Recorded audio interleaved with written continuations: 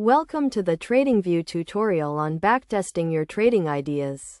This comprehensive guide will walk you through the process of evaluating your trading strategies.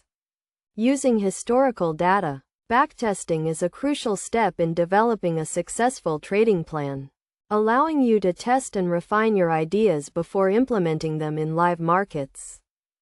First, you need to create a new strategy in TradingView by clicking on the Pine Editor button and selecting Strategy. Give your strategy a name and define the parameters, such as the entry and exit rules, position sizing, and risk management. Next, you will need to add your trading logic to the strategy using Pine Script, a programming language developed by TradingView. You can use built-in functions and indicators to create complex trading rules and conditions. Once you have defined your strategy, you can backtest it using historical data. TradingView offers a wide range of data feeds, including stocks, forex, futures, and cryptocurrencies. You can select the data feed and time frame that best suits your strategy. To run the backtest, click on the Add to Chart button and select the strategy you just created.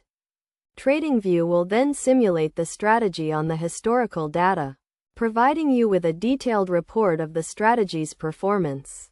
The report will include key metrics such as profit and loss, drawdown, and Sharpe ratio. You can use these metrics to evaluate the strategy's performance and identify areas for improvement.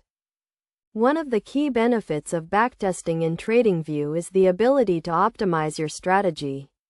Using the built-in optimizer, the optimizer allows you to test different parameters and settings to find the best combination for your strategy. Best practices for backtesting in TradingView include using out-of-sample data to validate your strategy, avoiding over-optimization, and using walk-forward optimization to simulate real-world trading conditions.